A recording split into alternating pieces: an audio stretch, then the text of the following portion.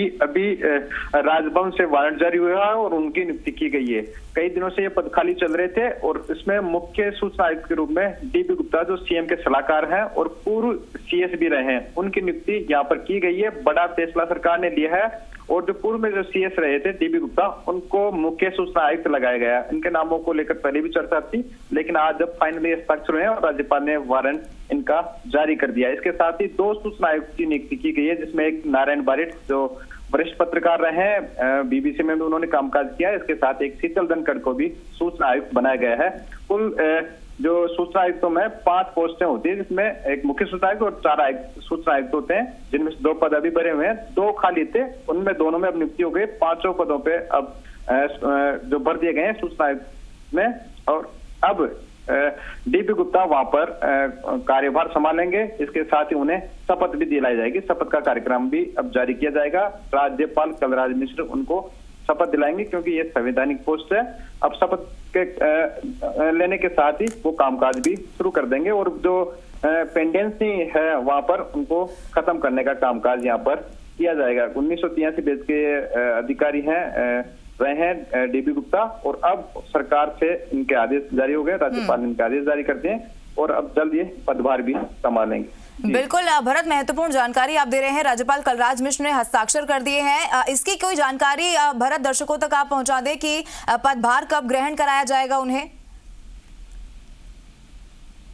देखिए, ये संवैधानिक पद है और नियुक्ति राज्यपाल करते हैं, उनका वारंट जारी किया जाता है। इनके साथ ही इनका राज्यपाल कलराज मिश्र इन्हें शपथ दिलाएंगे। इनका कार्यक्रम भी जल्द जारी किया जाएगा और इनकी शपथ के साथ ही यह पद पर पदभार संभालेंगे और कामकाज शुरू करेंगे। भरत, क्या बातचीत उसके बाद डीबी गुप्ता से हो पाई है? क्या प्राथमिकताएं रहेंगी? कौन सी चुनौतियां वो यहाँ से देखते हैं? देखिए, सबसे बड़ी चुनौतियां इस पोस्ट पे कि सूचना का अधिकार जो है कानून बना हुआ है, उसमें जितनी पेंडेंसियां उनको खत्म किया जाए। जो लोग चाहते हैं, जो सूचना विभागों से चाहते हैं, उनका त्वरित निस्तारण हो। ये तमाम पेंडेंसी है, उनको खत्म करने की बड़ी चुनौती इनके पास में रहेगी। कई दिनों से पद खाली था, अब सारे पद यहाँ पर भर दिए गए हैं और जो लोगों के कामकाज प्रभावित हो रहे थे उनको गति पकड़ेगी। बिल्कुल भरत, ये महत्वपूर्ण नियुक्ति यहाँ पर जी बिल्कुल भरत, यहाँ से ये माना जाए जो एक धीमी गति कहीं ना कहीं देखी जा रही थी, उसको अब रफ्तार यहाँ से मिलेगी, क्योंकि मुख्य सूचना आयुक्त बन गए हैं डीबी गुप्ता। देखिए, निश्चित रूप से सरकार के में वो मुख्य सचिव पद पर रहे हैं और विभिन्न विभागों में कामकाज वो उन्होंने पूरा संभाला है और अब नई जिम्मेदारी मुख्य सूचना आयुक्त के रूप में उन्हें मिली है। तो निश्चित रूप से कामकाज को गति मिलेगी और लगातार जो सूचना के अधिकार के तहत लोग अपनी फाइलें लगाते हैं, आवेदन करते हैं, विभागों से सूचना मांगते हैं, उनमें त्वरित गति आएगी और लगातार जो पेंडेंसियां विभाग में थी वहां पे ही उनको खत्म करने का काम इनकी ओर से किया जाएगा। इसके साथ ही 2 सूचना आयुक्तों की भी नियुक्ति सरकार की ओर से कर दी गई, जिनमें नारायण बारिट है और एक शीतल धनखड़ है।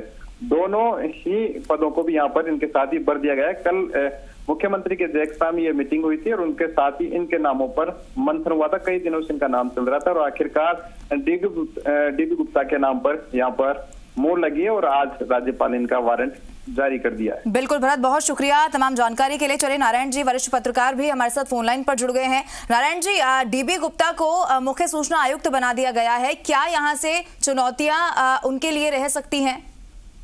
ये राजस्थान इस राज्य के रूप में जाना जाता है जिसने इस आंदोलन का उत्थान देखा है, जन्म देखा है और कामयाबी देखी है। इससे राजस्थान पे अधिक जिम्मेदारी है कि ये आंदोलन, इसकी भावना और ये अधिकार अधिक कारगर हो। डीबी गुप्ता साहब एक अनुभवी व्यक्ति, प्रशासनिक तौर पे उनके नेतृत्व का फायदा मिलेगा और पिछले कुछ समय से बैकलॉग काफी है अपीलों का, उसे दुरुस्त करना है।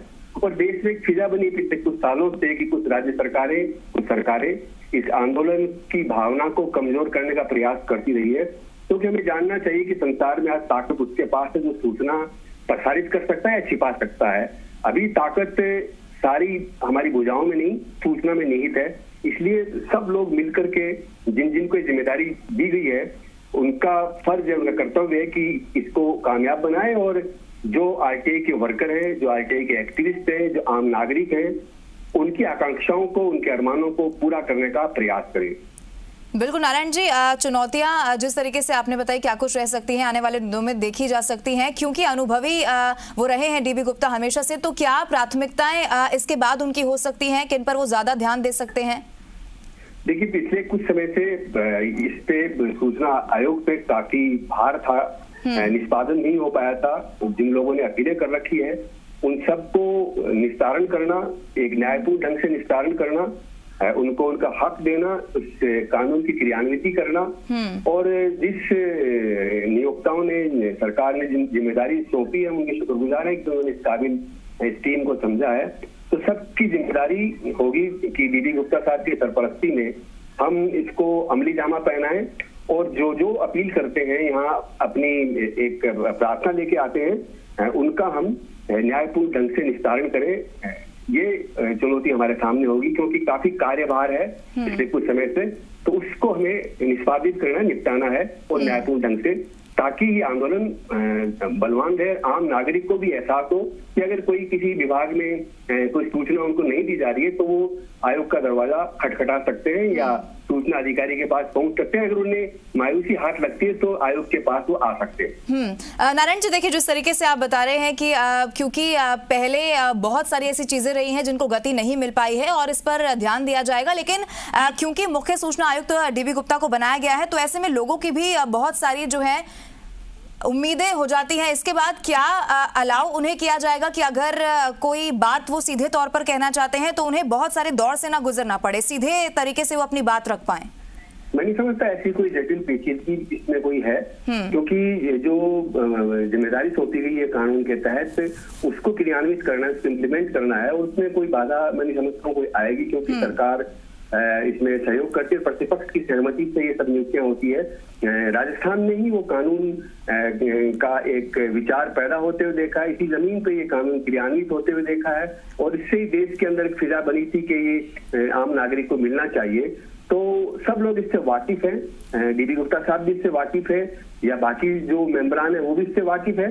तो कोशिश करेंगे कि वो जो जज्बात है, वो जो भावना है, वो अरमान है, वो और ढंग से लोगों के क्रियान्वित हो, उनको न्याय मिले और उनको सूचना मिले जिसकी वांछना अरसे से रखते हैं। उसमें देरी हुई है, उस देरी को पाटने का प्रयास किया जाए। बिल्कुल नारायण जी, बहुत शुक्रिया हमारे साथ जुड़ने के लिए।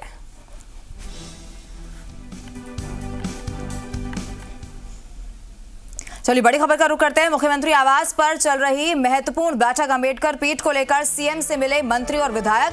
मंत्री भरोसी लाल जाटव और ममता भूपेश यहां पर